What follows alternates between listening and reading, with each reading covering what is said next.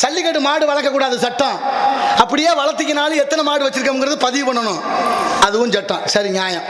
ஆனால் ஜல்லிக்கட்டு காளையை பசுமாட்டோட சேரக்கூடாது, அது சட்டம். இல்லைன்னு சொல்ல முடியுமா? ஏன் ஜல்லிக்கட்டு காளையை பசுமாட்டோட சேரக்கூடாது? இந்த வெட்டினரி ஊசி போடுறாரு பாருங்க, கால்நடை மருத்துவர், ஊசி போட்டு தான் கண்ணுக்குட்டி பிறக்கணும், இயல்பாக பிறக்கக்கூடாதுன்னு தடை பண்ணிட்டான். ஊசி போட்டு தான் கண்ணுக்குட்டி பிறந்தா கண்ணுக்குட்டியா இருக்குமா? டென்மார்க்ல இருந்து நம்ம நாட்டு மாட்டோட விந்தணுவை 100 கோடி ரூபாய்க்கு வாங்கிட்டு போய் அவன் வளர்த்துட்டேன். நம்ம மாடு இனமெல்லாம் அழிஞ்சு போச்சு, நம்ம வேடிக்கை பார்த்துக்கிட்டு இருக்கிறோம்.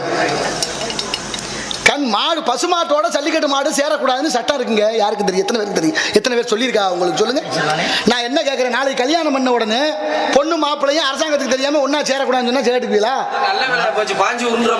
கிழிச்சிய நீங்க போங்க. எதை கேட்டு இது வரைக்கும் சாதிச்சிருக்கீங்க, நீங்க அதை கேட்ட போறீங்க. நடக்குதா இல்லையான்னு பாரு ஒரு நாளைக்கு.